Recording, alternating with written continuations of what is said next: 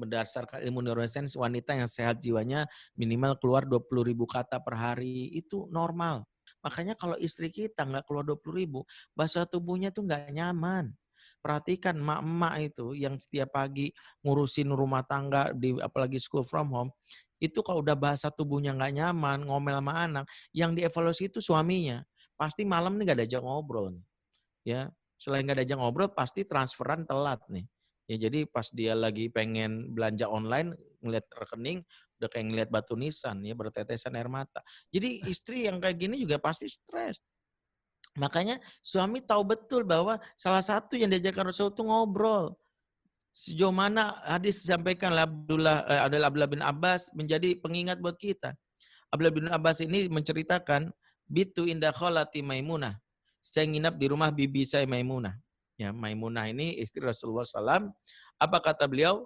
Karena Rasulullah Sallallahu Alaihi Wasallam ya yatahadas ma'a alihi sumarqoda. Rasulullah Sallallahu Alaihi Wasallam senantiasa ngobrol sama istrinya baru tidur. Rasul itu ngobrol sama istrinya baru tidur. Nah, momen ngobrol ini momen penting. Sebelum tidur, orang nyebutnya pillow talk. Rasul udah punya ya, bagaimana istilah sendiri. Ngobrol sebelum tidur itu diajarkan Rasul.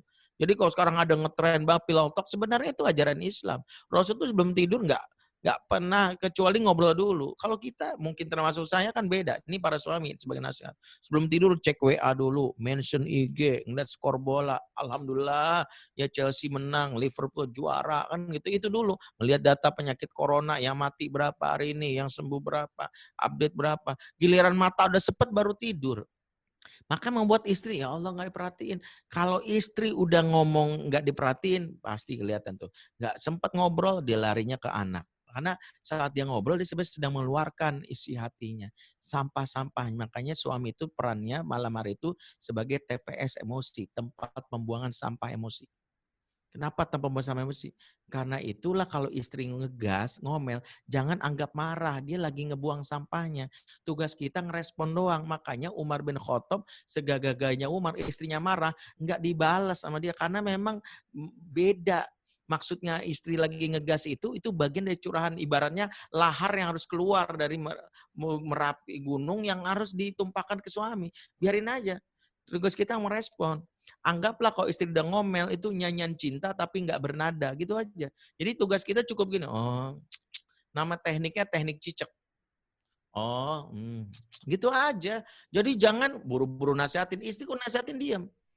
Kamu tuh jangan banyak ngomong, bla bla. Udah akhirnya diam. Kalau dia diam, larinya nanti ke anak. Maka ntar dia gendong anak sama susah banget ke bapak kamu dulu. Susah. Nah, nanti dia nyuapin anak, nyebelin. Makanya kenapa ngobrol sesimpel itu. Ngobrolnya dengerin. Ya, dengerin, respon, ya, dan kalau dia sudah itu biasanya dia happy tuh, tidur dalam keadaan happy, senyum, itu yang harus kita lakukan. Tapi kalau dia udah mulai ngomongnya sepatah dua patah kata tuh lagi sakit. Hati-hati tuh. Kalau istri sudah ditanya jawabannya singkat, udah makan belum? Udah. Makan apa? Ayam. Ayam apa? Goreng tuh. Udah bahaya banget tuh. Kita buru-buru cek apa salah gua nih. Wah, jangan semalam jangan ngobrol tuh. Karena kalau istri yang sehat itu, kalau ditanya satu jawabannya 1000. Kita nanya apa jawabannya kemana gitu. Emang begitu istri. Makanya wanita itu kalau sehat itu gak pernah lurus. Gak pernah satu bahasan. Seperti sehatnya wanita kalau belanja. Wanita yang sehat kalau belanja itu dia gak bisa satu rute. Itu sehat. Memang begitu wanita yang sehat itu. Dia muter. Kalau laki-laki kan kalau misalnya belanja fokus. Mau beli sabun selesai. Nirak sabun selesai balik. Kalau wanita untuk beli sabun muter dulu ya ke Maldives, ya ke Hong Kong, ke mana, ke Bekasi, ke Turki baru ketemu tuh. Ya, oh ini. Itulah memang ketika wanita merasa sehat, dia bisa mengejarkan banyak hal, bisa memikir banyak hal, dia tidak fokus kepada satu hal. Kesimpulan ini memberikan sebuah isyarat bahwa menyehatkan lahir batin istri dimulai dengan kebutuhan pokoknya ngobrol. Dan kalau ibu sudah sehat lahir batin, dampaknya ke anak. Jangan sampai membiarkan ibu atau istri itu buangnya ke anak. Kasarnya gini, biarkanlah sampah emosinya ke suami agar dia memberikan bunga untuk anak kita. Sampahnya biar ke suami. agar bunganya ke anak. Karena ibu itu menentukan kualitas anak. Dalam surat Al-A'raf ayat 58 Allah berfirman, "Wal baladut thayyibu yakhruju nabatuhu bi'izni rabbih." Dan tanah yang baik akan mengeluarkan darinya tanaman yang baik. Tanah yang baik akan keluar tanaman yang baik. Tanah yang dimaksud siapa? Ibu. Tanah ini maksudnya ibu. Seperti firman Allah dalam surat Al-Baqarah ayat 223. Nisa'ukum hathul lakum. Istri-istrimu ibarat tanah ladang tempat engkau bercocok tanam. Kalau tanahnya baik, ya kalau dalam ayat ini kan tanah ladang, harf. Kalau dalam ayat Al-Araf 58 disebut balad.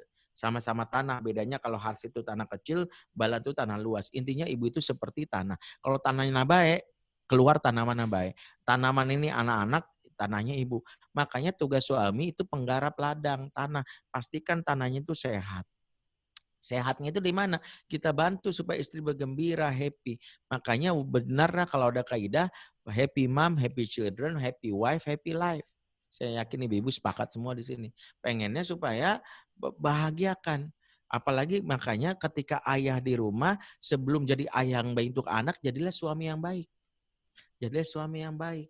Yang dia betul memahami tentang tugasnya seperti ini.